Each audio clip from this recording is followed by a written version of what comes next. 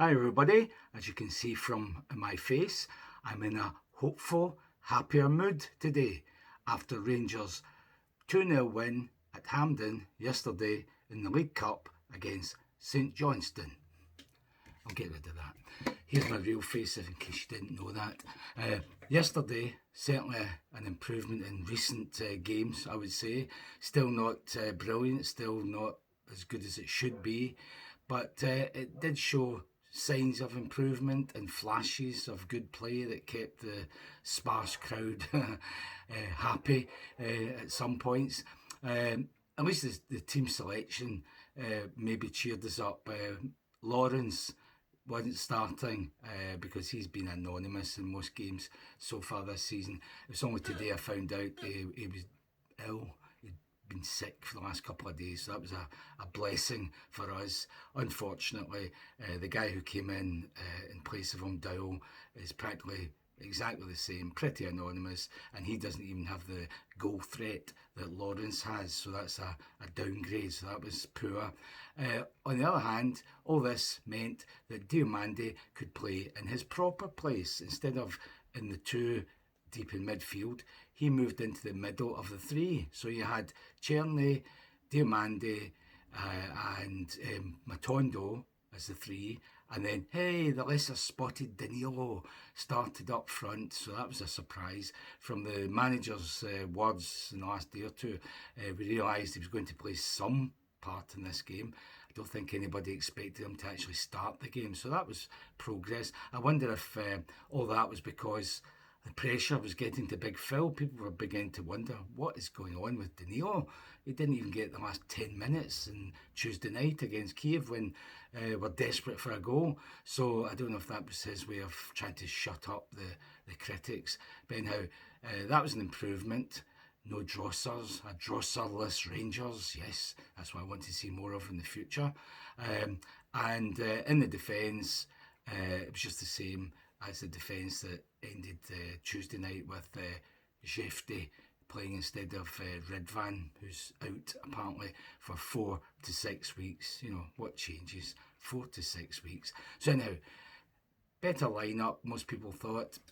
It gave us a bit of hope.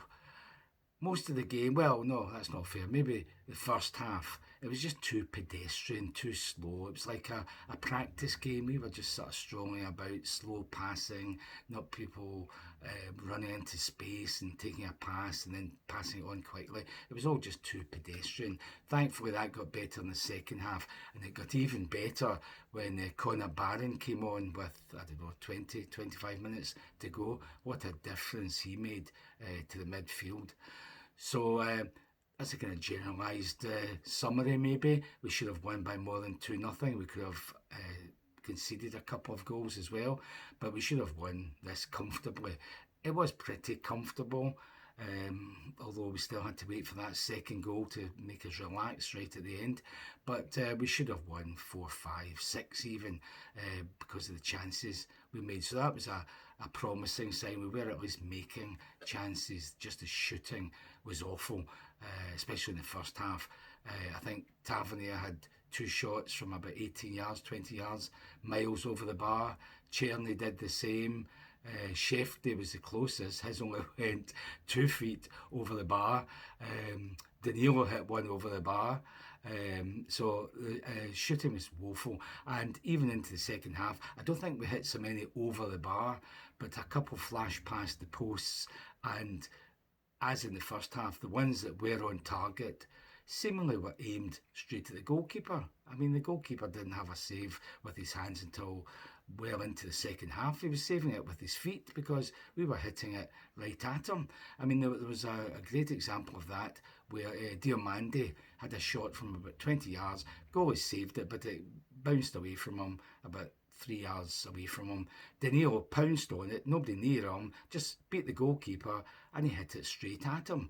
Okay, give the goalkeeper credit, he made himself big and it hit off his chest or whatever, but that should never have been a save. That should have been a simple striker's goal, but that seemed to happen most of the game.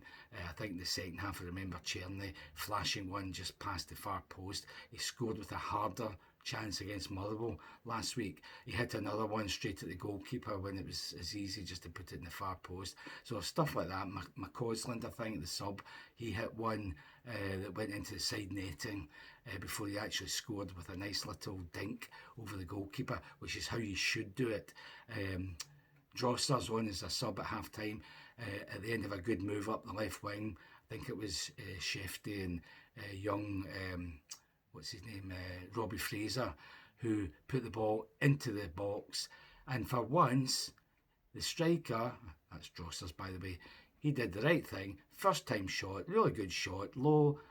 I thought it was on target, but it went, I thought, just a whisker past the post. But when I saw it later on TV, it was a good yard past the post. But at least that was a good move with a decent finish, a first-time finish, and just unlucky, a yard off target.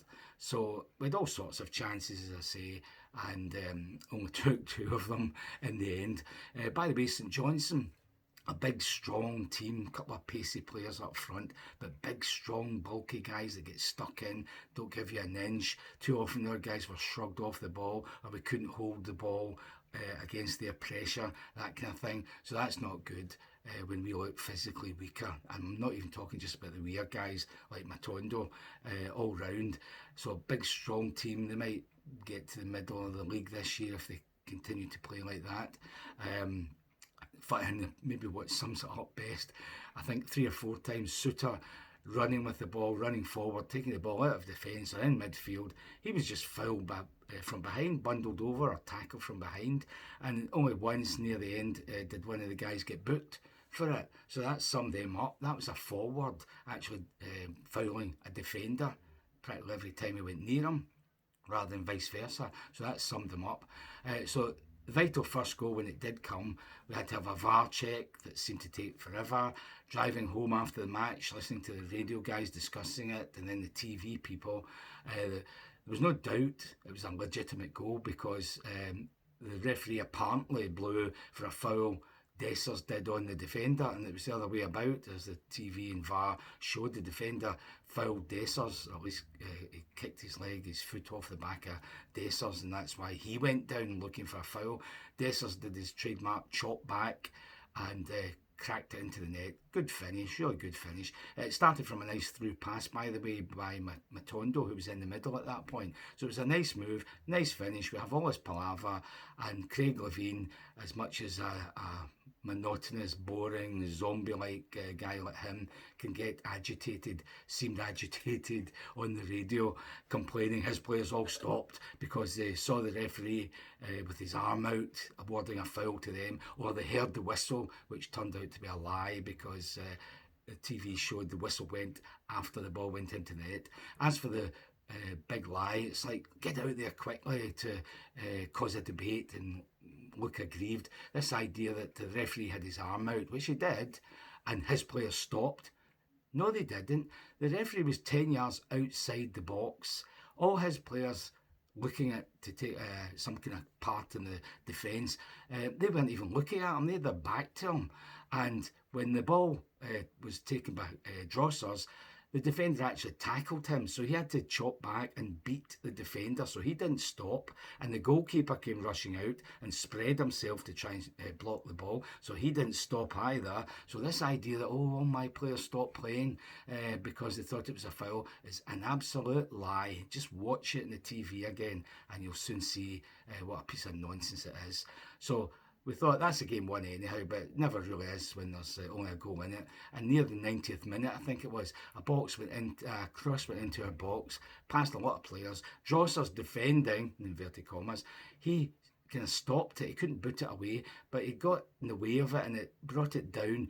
And the big guy, Sidibe, should have scored, but he put it past the post, thankfully. So Drosser scored the first, nearly caused the equaliser, but then a minute later, I think it was, McCausland scored the second goal.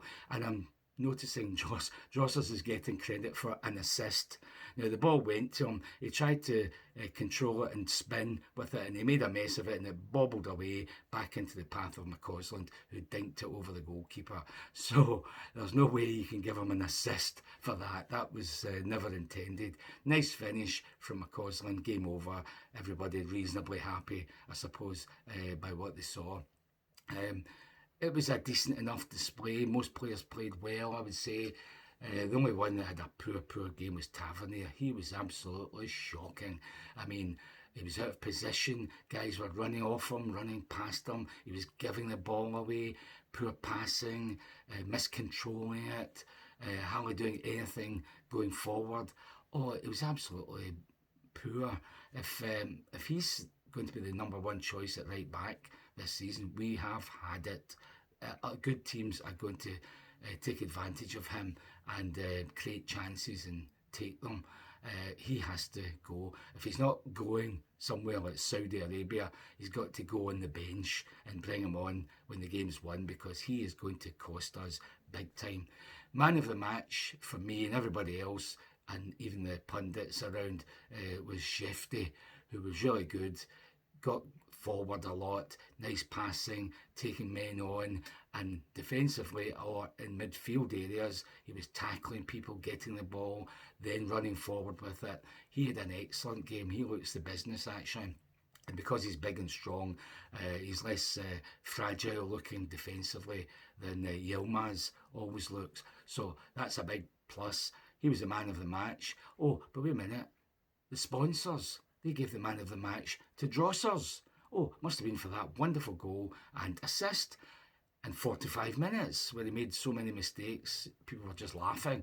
But anyhow, he was the man of the match, by the awarded that by the sponsors, the British Guide Dog Association. So that was a laugh. Everybody just burst out laughing when that was announced near the end of the game. It was certainly Shefty, no doubt about it. And second best man, I would say, was again young Connor Barron. He came on with about 25 minutes to go.